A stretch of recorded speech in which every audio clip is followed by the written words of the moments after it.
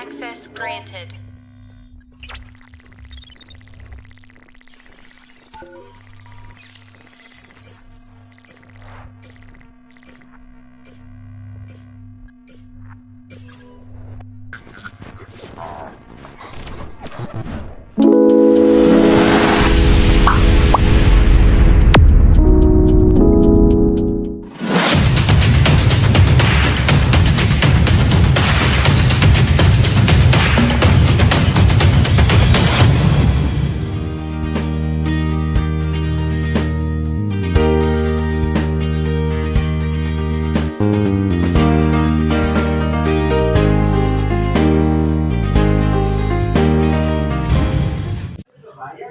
Assalamualaikum warahmatullahi wabarakatuh.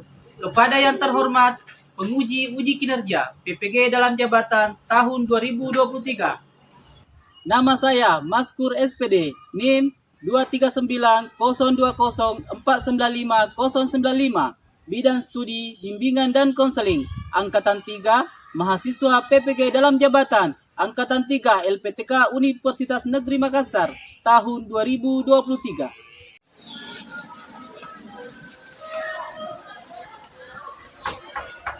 Assalamualaikum Pak. Waalaikumsalam.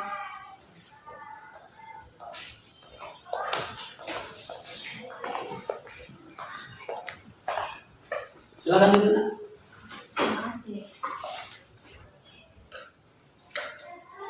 Bagaimana tempat duduknya Nazabina? Sudah nyaman? Nyaman, Pak. Oh nyaman, alhamdulillah. Jadi begini, silahkan perkenalan diri dulu nak. Saya Syabina Alifa Oktavina. Saya dari kelas 9 Pak. Kelas 9. Ya. Bagaimana kabarnya hari ini nak? Alhamdulillah baik Pak. Baik ya? Iya Pak. Apa maksud kedatangan ke ruang BK ini nak? Sebenarnya Pak, saya ingin menyelesaikan masalah saya terkait sering terlambat sekolah Pak. Oh, jadi selama ini Nazabina sering terlambat sekolah. Apakah sudah siap baik dari segi fisik maupun moralnya? Alhamdulillah siap Pak. Siap ya? Alhamdulillah. Oke, kalau sudah siap nak, silakan isi lembar kesediaan ini. Dan kontraknya nanti nak. Siap Pak. Betul ya?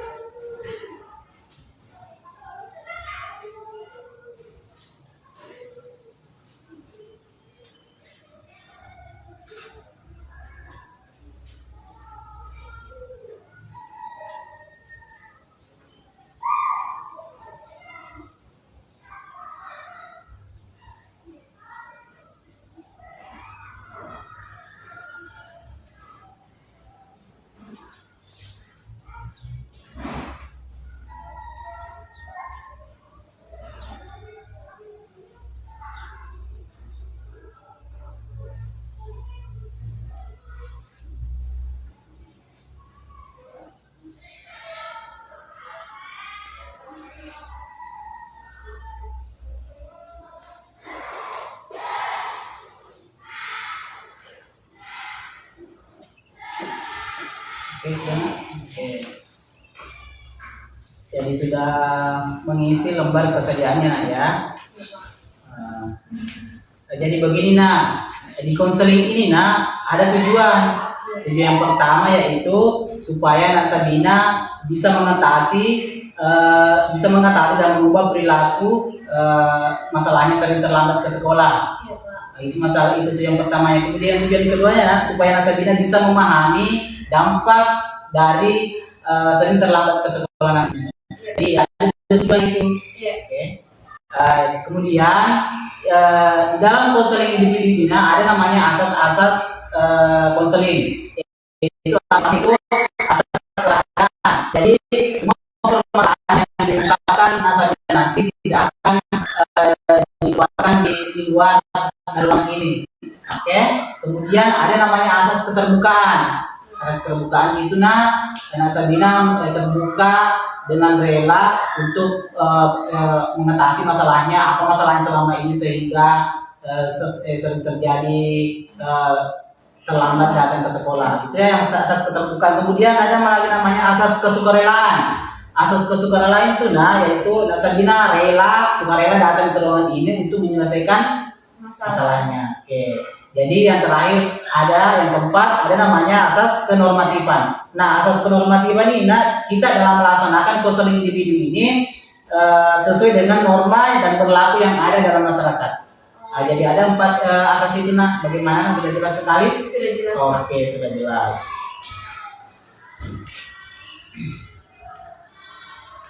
Jadi kita adakan konseling individu ini kurang lebih 30 menit, cukup ya?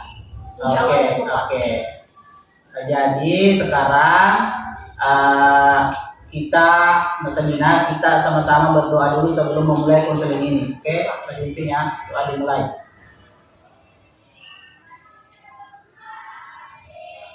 Doa selesai. Nah begini Nak Sabina, relax saja, jangan tegang, santai, oke?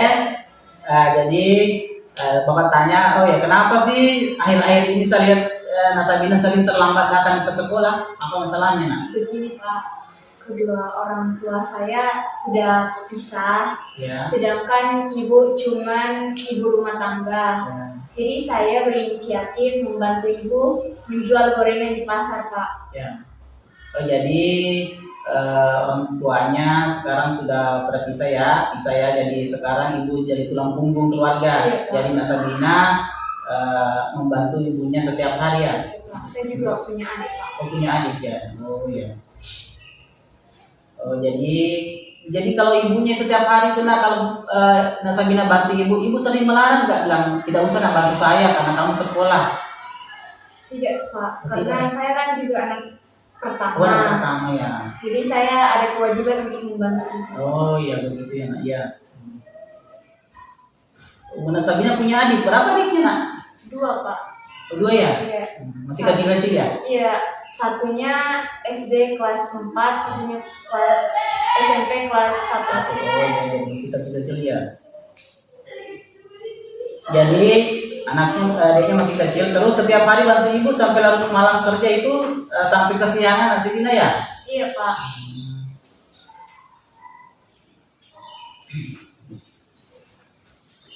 Setelah bangun jam 4 subuh Nak Sabina pagi-pagi begitu, terus Nak Sabina ngapain lagi? Tidur lagi Pak. Oh, tidur lagi. Jadi Nak Sabina bangun jam 4 subuh. Kemudian sudah sholat subuh dia tidur tidur lagi. Iya, tidur lagi Pak, karena ngantuk. Oh, ngantuk ya Nak.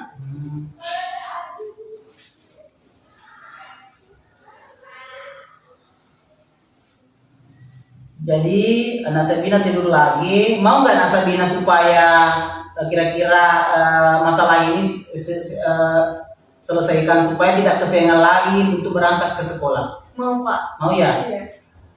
Mau tahu solusinya bagaimana ya? Mau Pak. Oh ya. Jadi Bapak catat ya Nak Sabina. Menurut Nak Sabina supaya bangunnya tidak kesiangan lagi. Jadi kita harus bagaimana dulu?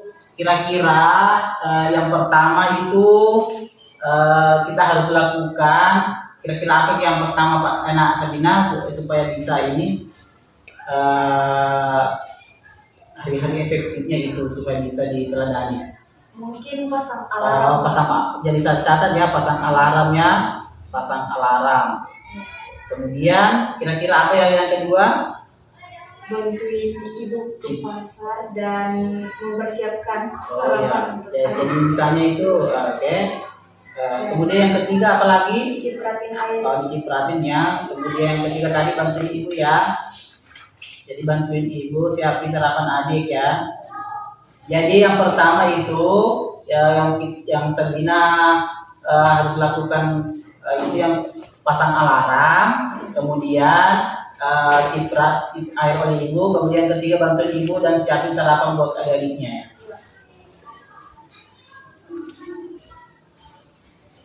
Jadi Sabina, saya tanya ini tadi yang dipilih tadi pasang alarm. Bapak tanya, kira-kira ini pasang alarm efektif atau tidak efektif? Nah, Efektif, Pak. ya efektif ya, efektif.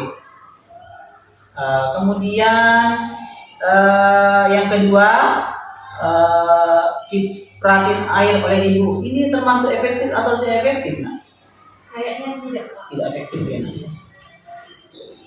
Tidak efektif. Kemudian yang ketiga, bantuin ibu dan mempersiapkan sarapan-sarapan buat adik. Ini termasuk efektif atau tidak efektif? Efektif. Efektif ya Nak ya. Nah, sekarang Sabina, harus pasang alarm. Yang Sabina harus lakukan itu harus pasang alarm, kemudian bantu siapkan sarapan buat adik-adiknya, jadi tidak kesiangan lagi. Nah, jangan tidur lagi anak kalau sudah itu ya, ini kan harus diteladani. Nah, setelah itu Sabina langsung berangkat ke sekolah. Supaya Sabina tidak terlambat lagi, solusi ini harus betul-betul diterapkan setiap hari. Jadi paham nak ya? Iya, Pak. Jadi solusinya sudah dapat. Sudah, Nah, Pak. jadi solusinya itu yang pertama yang harus sudah lakukan itu Pasang. alarm. Kemudian yang kedua sudah itu bangun menyiapkan sarapan buat untuk adik-adiknya. Oke. Jadi Nak Sabina itu paham itu ya Nak ya, apa yang sudah diungkapkan ke Bapak tentang kegiatan-kegiatan efektif yang harus dilakukan setiap hari. Iya, Pak. Paham ya Nak ya, dengan solusinya yang dilakukan ya Nak ya. Iya, Pak. Oke. Oke, nah jadi harus dipahami dan dimengerti apa akar penyebab masalahnya supaya bisa diselesaikan Nah. Karena setiap masalah itu pasti ada jalan keluarnya. Iya. Oke. Jadi kita tahu di sini akar penyebabnya apa. Begitu ya Sabina, kita sudah paham akar penyebabnya ya. Iya, Pak. Cuma jadi akar penyebabnya itu tidak bisa memanage waktu atau mengatur waktu ya. Jadi begini Nak Sabina ya. Kira-kira apa rencana tindakannya ke depan setelah dilakukan konseling hidup-hidup ini? Apa rencana tindakan ke depan Kak? Saya akan lebih konsisten dari solusi yang sudah disepakati hari ini, dan insya Allah saya juga akan lebih giat membantu ibu saya. Ya, jadi konsisten apa yang hari-hari efektif tadi yang disepakati anak ya. Tapi Kemudian saya tidak mengurangi kegiatan saya. ya, jadi setiap hari itu kita lakukan apa yang harus dilakukan kegiatan hari-hari efektifnya itu harus dipedomani ya setiap hari supaya tidak kesiangan lagi untuk berangkat ke sekolah karena Sabina punya tanggung jawab. Iya. Oke.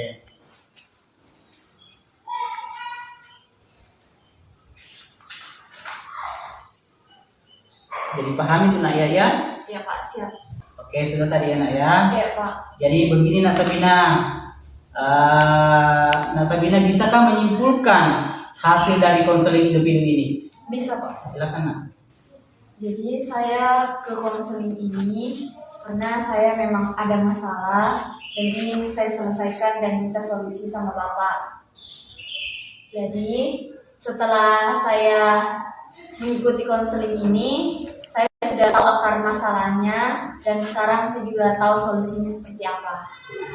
Jadi saya akan sungguh-sungguh dan konsisten untuk menjalankan solusi dari apa yang telah kita sepakati tadi, Pak. Oh ya, jadi sudah tahu nak, sudah tahu akar permasalahannya nak ya. Jadi sudah bisa mengatur atau memanage waktunya setiap hari nak ya. Iya, Pak. Oh, ya, alhamdulillah. Jadi begini nak Sabina, Bapak ingin mendengarkan pesan dan kesannya setelah dilaksanakan konseling ini. Silakan nak pesan dan kesannya bagaimana? Alhamdulillah nyaman. Iya. Saya tidak tertekan, tidak tegang, dan semuanya berjalan lancar. Alhamdulillah. Alhamdulillah ya nak ya.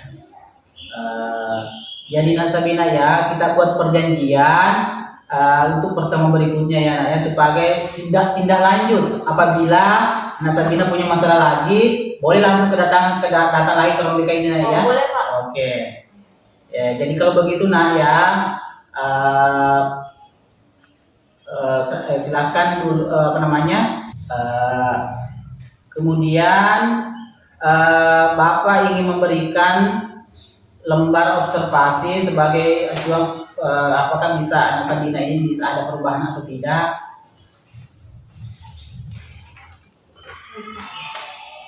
Ada.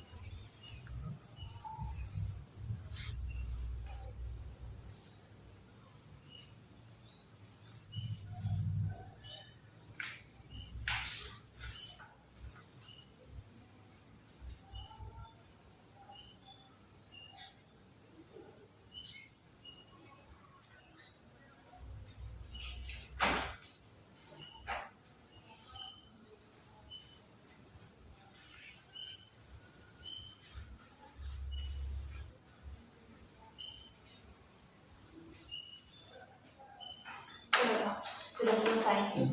Kemudian ini juga nak lembar KPD-nya nak.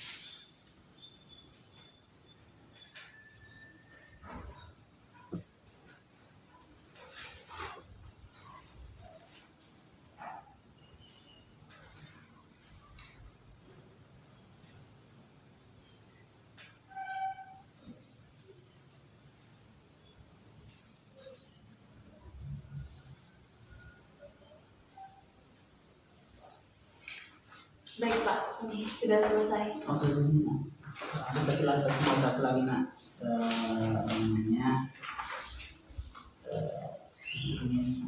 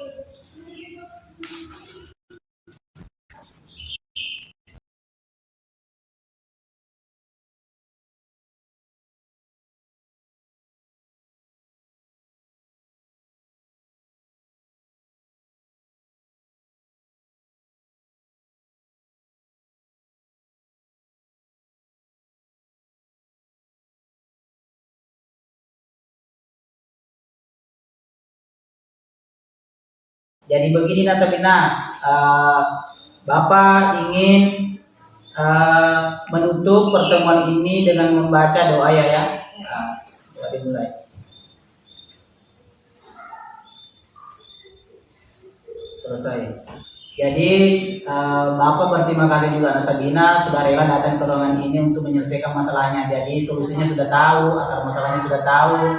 Jadi kedepannya itu Sabina sudah baik lagi. Ini menyangkut masa depan Nak Sabina juga. Iya, Pak. Ya, Bapak cuma ingin memberikan solusi untuk bagaimana cara-cara supaya Nak Sabina tidak sering-sering terlambat lagi ke sekolah ya. Iya. Oke, terima kasih Nak Sabina ya.